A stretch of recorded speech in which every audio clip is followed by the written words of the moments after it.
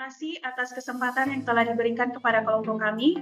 Kami dari kelompok 4 akan mempresentasikan materi mengenai teori belajar konstruktivisme. Untuk anggota kelompok dan juga materi presentasi dapat teman-teman saksikan di dalam slide.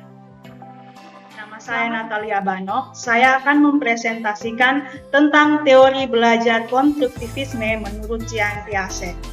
Pada pandangan konstruktivisme, pengetahuan bertumbuh dan berkembang melalui pengalaman baru.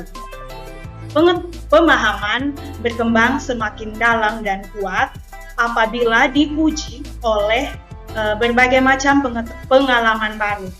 Menurut Piaget, manusia memiliki struktur pengetahuan dalam otaknya seperti sebuah kotak-kotak yang masing-masing memiliki makna yang berbeda-beda. Pengalaman yang sama bagi seseorang akan dimaknai berbeda oleh masing-masing individu dan disimpan dalam kotak yang berbeda. Saya Desi Barbara akan menjelaskan materi tentang proses belajar menurut teori konstruktivisme. Jika manusia belajar, sebenarnya terjadi dua proses dalam dirinya. Yang pertama, proses organisasi informasi. Pada proses ini, manusia menghubungkan pengetahuan yang diperoleh dengan struktur-struktur pengetahuan yang sudah ada atau yang sudah tersimpan di dalam otak sebelumnya. Pada proses ini, manusia memahami sebuah informasi yang baru diperoleh sehingga manusia dapat mengasimilasi atau mengakomodasi pengetahuan tersebut. Proses yang kedua adalah proses adaptasi. Pada proses adaptasi ini terdapat dua kegiatan. Yang pertama, manusia mengintegrasikan atau mengakomodasi pengetahuan yang baru didapat. Dan yang kedua, manusia menghubungkan struktur pengetahuan yang baru dengan struktur pengetahuan yang sudah dimiliki sehingga terjadi keseimbangan. Terima kasih. Baik, perkenalkan, nama saya Maria Titu. Sebagai pemateri ketiga, saya akan membawakan tentang teori belajar konstruktivisme menurut Vygotsky. Salah satu konsep dasar pendekatan konstruktivisme dalam belajar adalah adanya interaksi sosial individu dengan lingkungannya. Menurut Vygotsky, belajar adalah sebuah proses yang melibatkan dua elemen penting. Seperti yang saya bilang tadi, belajar adalah sebuah proses yang melibatkan dua elemen penting.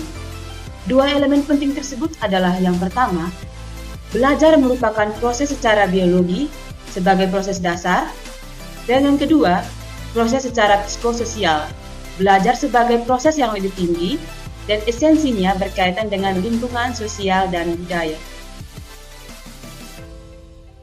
Baik, saya Claudia Puspitamea. Saya akan membawakan materi terkait penerapan teori konstruktivisme dalam pembelajaran. Penerapan teori konstruktivisme dalam pembelajaran yang pertama, mendorong kemandirian dan inisiatif siswa dalam belajar.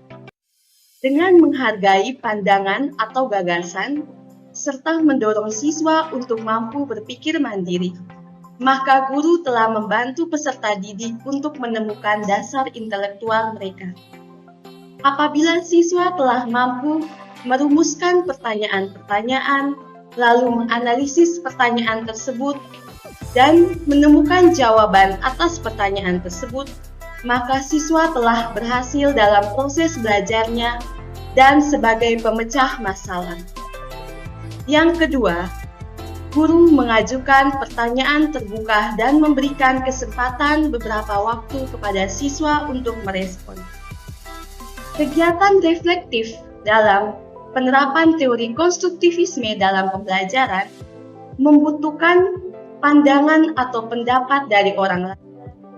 Cara guru untuk memberikan pertanyaan atau stimulus kepada siswa dan cara siswa menjawab pertanyaan dari guru tersebut, maka hal itu telah mendorong para peserta didik untuk melakukan penyelidikan atas informasi-informasi yang telah ia peroleh.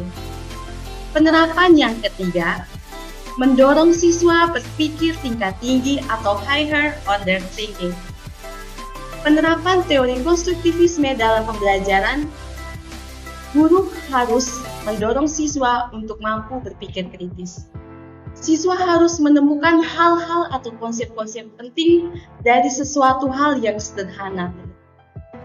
Siswa harus mampu menghubungkan dan membangun konsep-konsep, lalu melakukan analisis, justifikasi, dan mampu mempertahankan gagasan-gagasan mereka. Saya, Teresia Erika Resi, akan membawakan materi mengenai penerapan teori konstruktivisme dalam pembelajaran pada poin keempat. Poin keempat di sini, siswa terlibat secara aktif dalam dialog atau diskusi dengan guru dan siswa lainnya.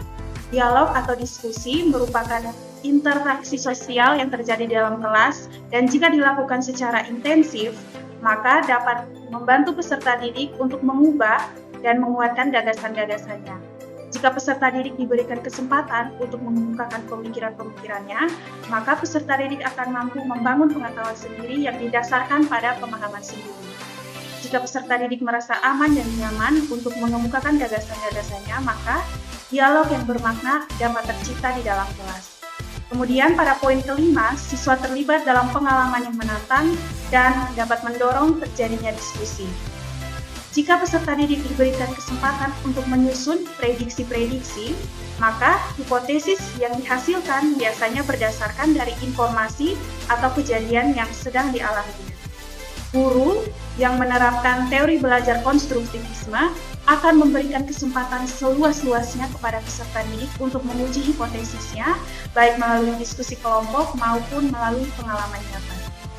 Untuk penerapan yang terakhir atau pada poin ke-6, guru menggunakan data mentah, sumber-sumber utama, dan materi-materi interaktif. Pada pembelajaran yang menerapkan teori konstruktivisme, peserta didik dilibatkan untuk mengamati dan juga menganalisis fenomena alam yang terjadi di dunia nyata. Guru kemudian membantu peserta didik untuk menyusun abstraksi dan pemikiran-pemikiran mengenai fenomena alam tersebut secara bersama-sama. Sekian hasil presentasi dari kelompok kami. Sekian dan terima kasih.